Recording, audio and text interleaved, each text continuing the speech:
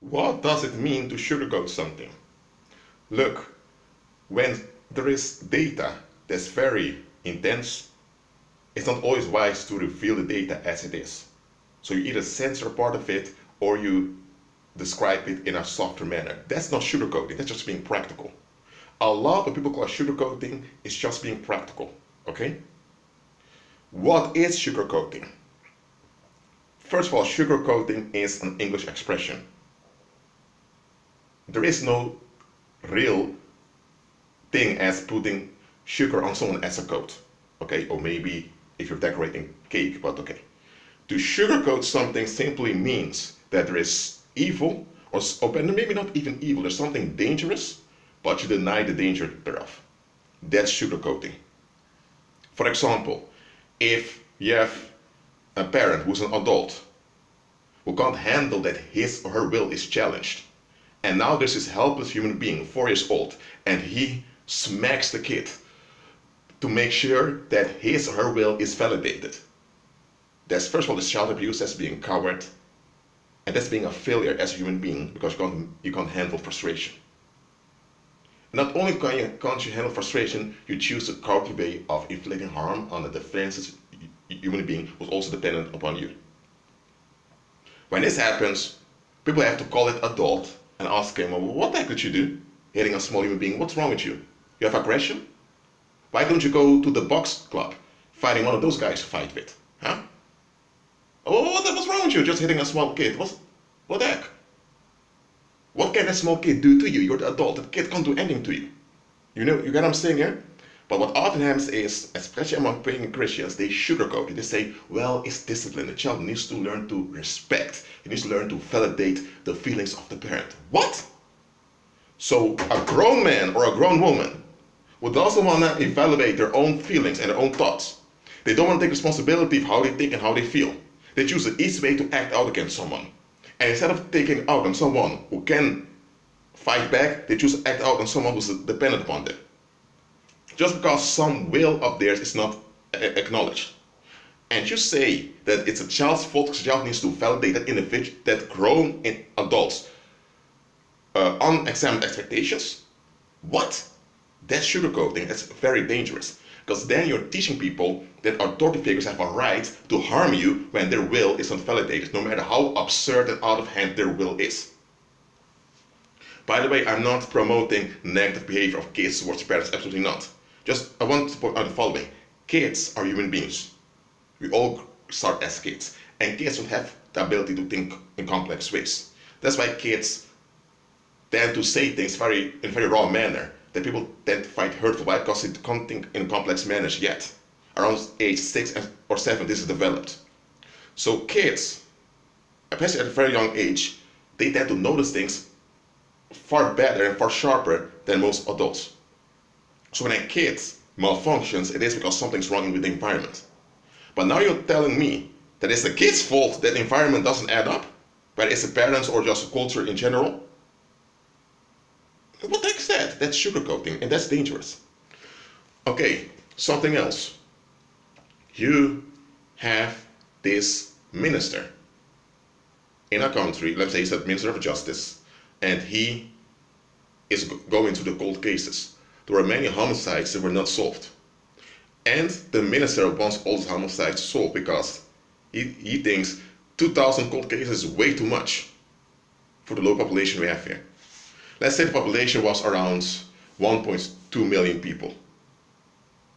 Still, 2,000 cold cases, that means that many people are involved in cover-up things. So the minister thought, I want this to be over. And then the minister, personally, it doesn't have to, because he's the minister, he has detectives and police stations that have to do this, but he personally went through some of those cases. And realized that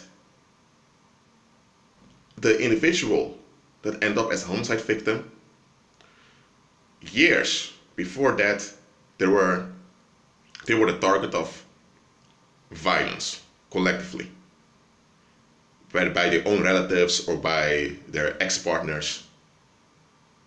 But the population didn't do anything against it. And then the minister thinks, hold on a minute, is this how things go in this country, in this society? that someone's life is in danger and the rest just allows it to happen because it's none of their business? So the minister thought, okay, so they're sugarcoating harm here. So the minister complained about this to the president. And the president, together with local elites, thought, you know what? If this is how this population functions, then we're going to make things hard on them. And they did. And when the government began to oppress them, now the population, those common people, were fed up. They were angry. They couldn't take it. They wanted new elections and all of it. And then that Minister of Justice told the president, you see how cowardly these people are? Now that we, the state, take action against them, now they're so upset that they're the victim. But all those cases, those cold case documents I have here, of all those people whose lives were in danger, and nobody did anything against them because they want to be left alone, they're sugarcoating it with all kinds of garbage.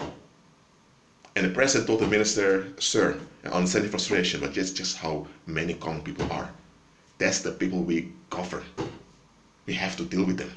There are people with good instincts who are responsible amongst them, and it's those people we need to protect by keeping those common people in check. And the president told him, when I was a kid, I had a similar thing happening. My dad was knocked down several times by certain people from the neighborhood. He reported it. Nobody did anything against it. My dad died when I was 15 years old, due to his injuries. And nobody ever challenged the perpetrators, those drunkards, nor the people that enabled them. There were some people that when I saw what I went through, they assisted me. They pushed me in the right direction. Sometimes they were hard on me, but only were hard on me for my own good. They didn't want me to look for escapism, they wanted me to move forward. So you have such people around, Minister. It's just that you have many common people that haunt such people. So that's why I decided to become politically active, because I want to take some action against those cowards.